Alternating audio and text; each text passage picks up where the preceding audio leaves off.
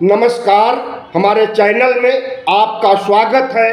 मैं हूं रामचंद्र मौर्य। साथियों, नेहरू से लेकर मनमोहन सिंह तक जितने भी प्रधानमंत्री हुए हैं, किसी ने अपने को दैवीय शक्ति या ईश्वर का अवतार या नॉन बायोलॉजिकल नहीं कहा। अकेले 15वें प्रधानमंत्री नरेंद्र मोदी ने का अहंकार जिस तरह से 2024 का लोकसभा चुनाव जीतने के बाद और तीसरी बार प्रधानमंत्री पद की शपथ लेने के बाद जिस तरह से उनका अहंकार सामने आया है कि वह अपने को नॉन बायोलॉजिकल कहने लगे हैं, अपने को ईश्वर का अवतार, ईश्वर का प्रतिनिधि कहने लगे हैं। और कर्नाटक बीजेपी ने तो हद ही पार कर दी जब उन्हें रामलला से भी कई गुना बड़ा फोटो जारी करके मंदिर की ओर जाते हुए, रामलला की उंगली पकड़ करके मंदिर की ओर जाते हुए प्रधानमंत्री नरेंद्र मोदी को दिखाया। रामलला का कद मुश्किल से 1.5 फुट और प्रधानमंत्री नरेंद्र मोदी 5 फुट 8 इंच।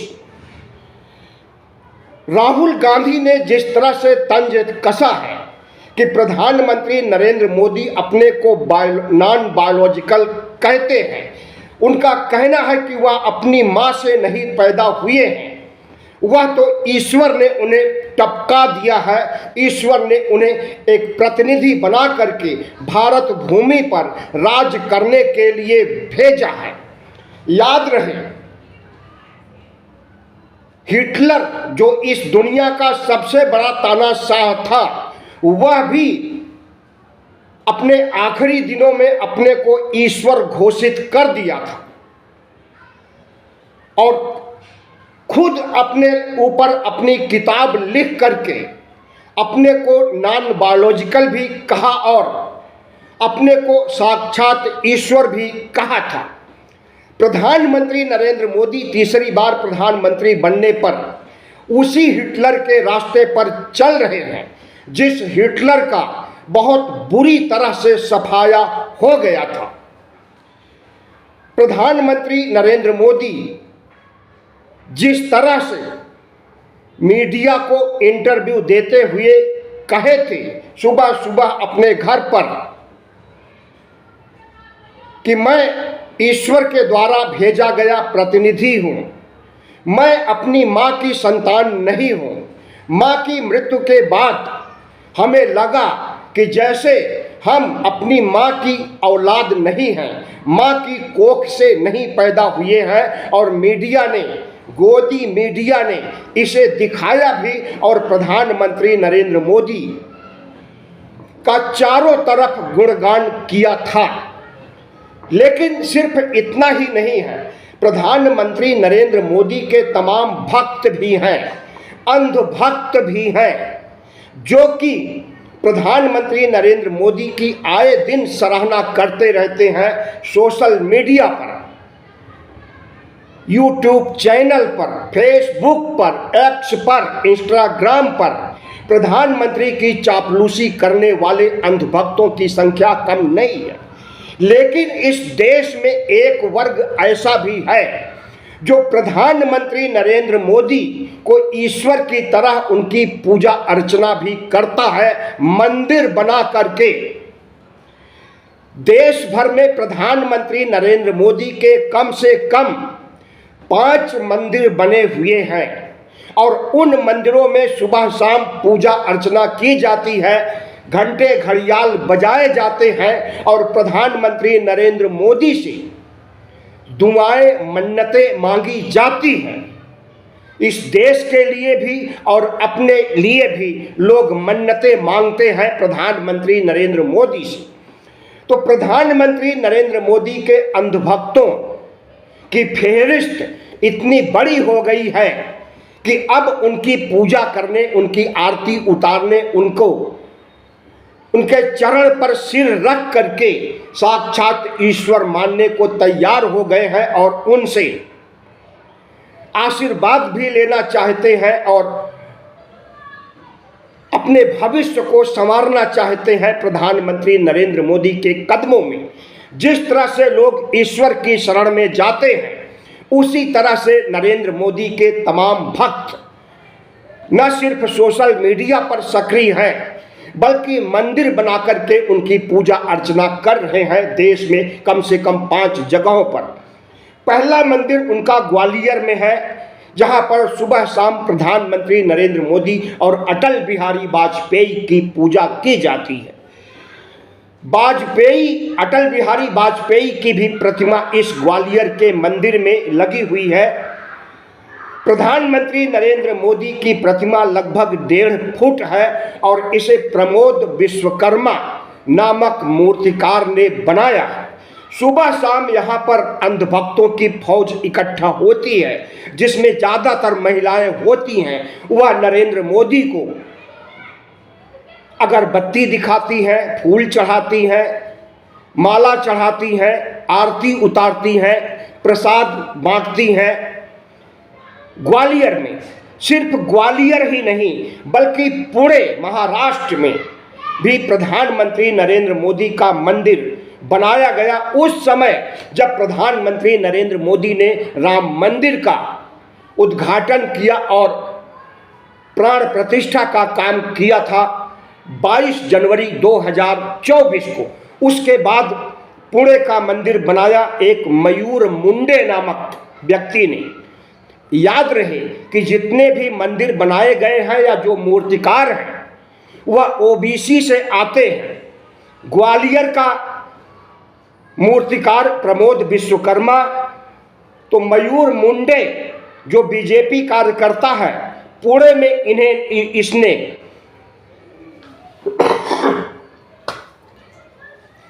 राम मंदिर के बाद मोदी मंदिर बनाया और इस मोदी मंदिर की चर्चा सोशल मीडिया पर खूब हुई। लोगों ने तंज कसा कि अब तो प्रधानमंत्री नरेंद्र मोदी न सिर्फ अपने से अपना बखान करते हैं, अपने अहंकार का परिचय देते हैं, बल्कि उनके अंधभक्त उनकी प्रतिमा स्थापित करके, मंदिर स्थापित करके उनकी पूजा अर्चना भी शुरू कर दिए हैं। तमिलनाडु में भी एक मंदिर बना है, तमिलनाडु के एरकुडी में। इसे शंकर नामक एक व्यक्ति ने बनाया है जो कि ओबीसी है। इस मंदिर में भी प्रधानमंत्री नरेंद्र मोदी की पूजा अर्चना सुबह शाम होती है, ठीक उसी तरह से जिस तरह से शिव की पूजा की जाती है। प्रधानमंत्री नरेंद्र मोदी को नारियल, फूल, पान, माला सब कुछ चढ़ाया जाता है, प्रसाद भी चढ़ाया जाता है, अगरबत्ती और धूप भी जलाया जाता है और उन्हें एक ईश्वर की तरह उनकी पूजा अर्चना की जाती है। कौशाम्बी उत्तर प्रदेश, जहां से केशव प्रसाद मौर्य आते हैं, उत्तर प्रदेश के उप मुख्यमंत्री, तो इनके गृह जिले में भी एक शिव मंदिर में प्रधानमंत्री नरेंद्र मोदी की प्रतिमा स्थापित की गई है और शिव की मूर्ति से ज़्यादा प्रधानमंत्री नरेंद्र मोदी की पूजा की जाती है सुबह शाम। नरेंद्र मोदी के अंधभक्त और भक्त हर कोई आते हैं कौशाम्बी में और वहाँ प्रधानमंत्री नरेंद्र मोदी की पूजा करते हैं और उनसे दुआएं मांगते हैं, आशीर्वाद मांगते हैं, मन्नतें मांगते हैं। ठीक इसी तरह से गुजरात के राजकोट के निकट एक मंदिर बनाया गया है जिसे मोदी मंदिर कहा जाता है और इस मंदिर को स्थापित करने के बाद गुजरात सरकार के एक मंत्री जिनका नाम मोहन भाई कुंडरिया है, उन्होंने आकर के मंदिर का उद्घाटन किया। ठीक वैसे जैसे प्रधानमंत्री नरेंद्र मोदी ने 22 जनवरी 2024 को राम मंदिर अयोध्या में का उद्घाटन किया था। तो प्रधानमंत्री नरेंद्र मोदी के जितने भी भक्त, अंधभक्त हैं, जितने भी उनके फॉलोवर हैं, उन्हें इंसान नहीं मानते हैं, उन्हें ईश्वर मानते हैं और ईश्वर से बड़ा कोई पदवी होती तो शायद उसे भी मानते। क्योंकि नरेंद्र मोदी जब खुद कह चुके हैं कि वह अपनी मां के औलाद नहीं है, वह अपनी मां हीराबेन और पिता दामोदर मोदी की औलाद नहीं है, वह साक्षात ईश्वर ने उन्हें टपकाया है धरती पर सदियों सदियों तक राज करने के लिए भारत भूमि में एक प्रधानमंत्री के रूप में। तो जब इंसान वह नहीं है तो सदियों सदियों तक तो रहेंगे, क्योंकि ईश्वर कभी मरता नहीं है और नरेंद्र मोदी ईश्वर की तरह अमरत्व प्राप्त कर चुके हैं और इसी अमरत्व के लिए ही शायद उन्होंने ईश्वर बनना मंजूर किया।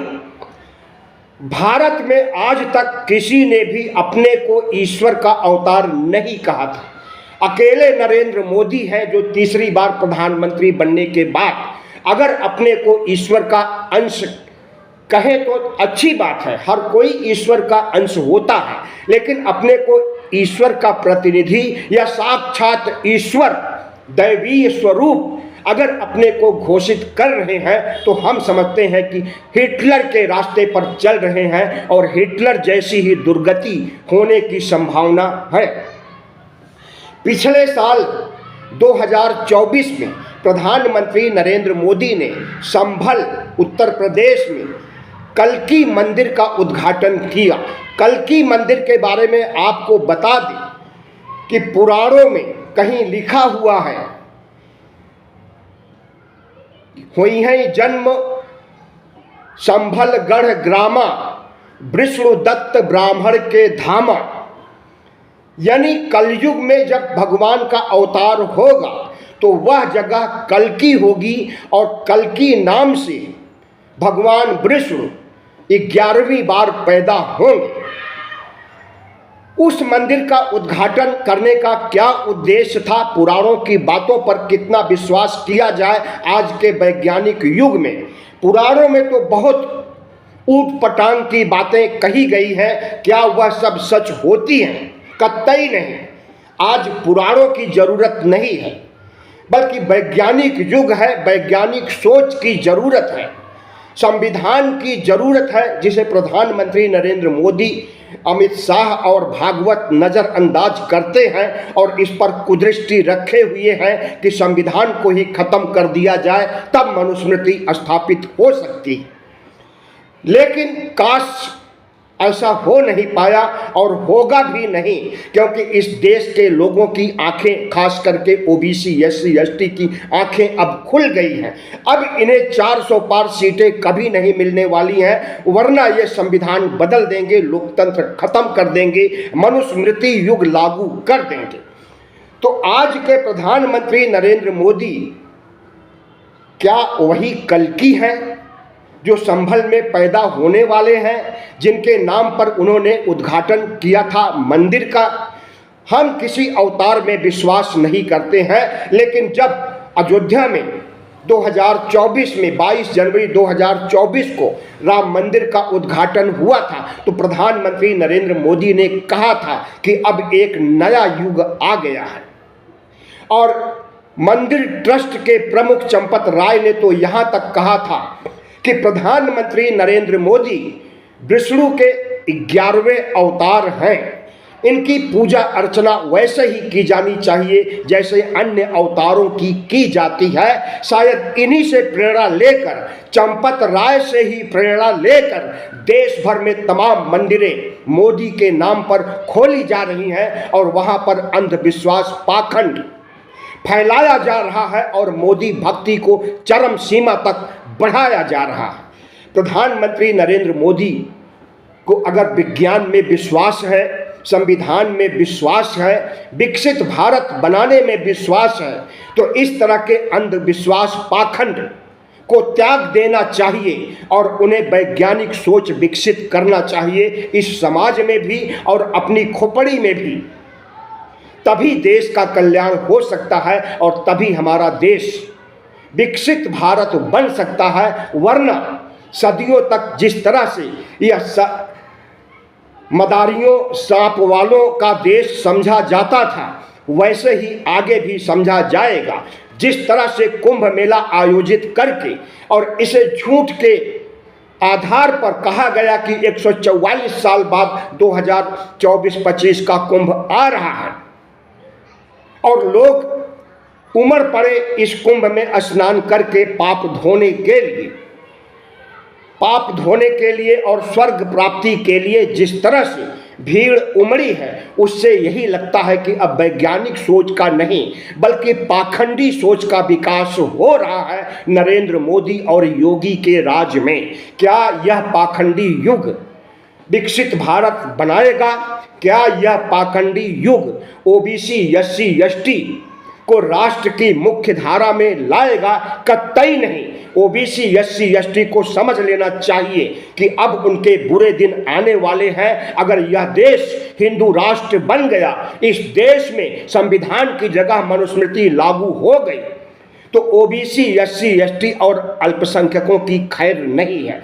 कोई भी धर्म नहीं बचेगा और अभी से धर्मों को उखाड़ फेंकने, हर मस्जिद के नीचे शिवालय की शिव मूर्ति की तलाश करने, हर बौद्ध स्थलों को हड़पने का जो सिलसिला चल रहा है, इसके आधार पर तो यही कहा जा सकता है कि अब भारत हिंदू राष्ट्र की ओर, मोदी भक्ति की ओर, अंधविश्वास पाखंड की ओर बहुत तेजी से बढ़ रहा है। ओबीसी एससी एसटी के मतदाताओं को चाहिए कि इनके अंधविश्वास पाखंड और खुद के ईश्वर बनने की प्रवृत्ति पर रोक लगाने के लिए अगली बार मध्यावधि चुनाव में या 2029 की चुनाव में मोदी सत्ता को उखाड़ फेंकें और यह साबित कर दें कि मोदी सिर्फ एक इंसान है, हर आदमी की तरह वह भी आदमी है, वह कोई ईश्वर नहीं है। बहुत बहुत धन्यवाद। वीडियो अच्छा लगा हो तो चैनल को सब्सक्राइब कर लीजिएगा, लाइक कीजिएगा और शेयर कीजिएगा।